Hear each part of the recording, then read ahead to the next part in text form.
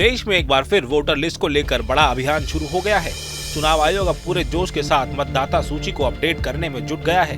बिहार में मतदाता सूची की सफाई यानी स्पेशल इंटेंसिव रिवीजन पूरा होने के बाद अब आयोग ने देश के 12 राज्यों और केंद्र शासित प्रदेशों में यह प्रक्रिया शुरू कर दी है। आसान भाषा में कहें तो अब वोटर लिस्ट की सर्जरी होना जा रही है। जहां दो नाम हैं वे हटेंगे, जहां लोग अब नहीं रहे उनका नाम डिलीट होंगे और नई एंट्री बची है उन्हें जोड़ा जाएगा। मतलब हर वोटर की पहचान और पता दोबारा जांचा जाएगा। आयोग ने कहा है कि यह काम आज से शुरू होकर 7 फरवरी 2026 तक पूरा कर लिया जाएगा। इस एसआईआर का दूसरा चरण है।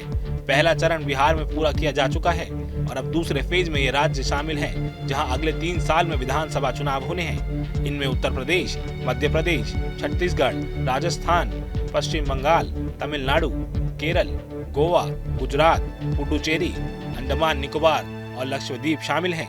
दिलचस्प बात यह है कि लिस्ट में असम का नाम नहीं है, जबकि वहां भी 2026 में विधानसभा चुनाव हैं। इस पर मुख्य चुनाव आयुक्त ज्ञानेश कुमार ने साफ किया कि असम में मतदाता सूची का संशोधन अलग से होगा, क्योंकि वहां अभी एनआरसी नागरिकता जांच सुप्रीम कोर्ट की निगरानी में चल रही है। चुनाव आयोग ने बताया कि इस एसआईआर प्रक्रिया में करीब 51 करोड़ मतदाता शामिल हैं। इनमें से अकेले उत्तर प्रदेश के 15.44 करोड़, पश्चिम बंगाल के 7.66 करोड़, तमिलनाडु के 6.41 करोड़, मध्य प्रदेश के 5.74 करोड़, राजस्थान के 5.48 करोड़ और छत्तीसगढ़ के 2.12 करोड़ मतदाता हैं। यानी देश के कुल वोटरों में से आधे से ज्यादा लोग इस सफाई अभियान के दायरे में आएंगे। अब सवाल ये है कि यह काम इतना जरूरी क्यों है। आयोग के मुताबिक देश में शहरीकरण और लगातार स्थानांतरण के चलते लोगों के नाम एक से ज्यादा जगह पर दर्ज हो गए हैं। कई जगहों पर मृत मतदाताओं के नाम अभी भी बने हुए हैं और कुछ मामलों में घुसपैठियों के नाम भी फर्जी तरीके से जुड़े हुए हैं। इसलिए आयोग चाहता है कि हर वोटर लिस्ट को क्लीन और पारदर्शी बनाया जाए। इसके लिए हर मतदाता को एक यूनिक फॉर्म दिया जाएगा। इसमें पुराने पते और फोटो की जानकारी होगी और अगर कोई मतदाता उस पते पर अब नहीं रहा तो उसमें बदलाव कर सकेंगे। आयोग ने सुझाव दिया है कि सभी लोग फॉर्म में रंगीन फोटो लगाएं ताकि वोटर कार्ड का चेहरा साफ दिखे। वहीं विपक्षी दलों ने इस प्रक्रिया पर सवाल उठाने शुरू कर दिए हैं, खासकर पश्चिम बंगाल, केरल और तमिलनाडु जैसे राज्यों में जहां बीजेपी कभी सत्ता में नहीं आई। टीएमसी, लेफ्ट और डीएमके जैसी पार्टियों का कहना है कि यह प्रक्रिया साफ सफाई के नाम पर राजनीतिक फायदा उठाने की एक कोशिश है। वोटर हैं, चाहे वो युवा हो, किसान हो, अल्पसंख्यक हो, दलित हो, महिलाएं हो, जो पीड़ित हैं, जो इस सरकार से नाराज हैं, उनकी वोट कटवाने की तैयारी चल रही है।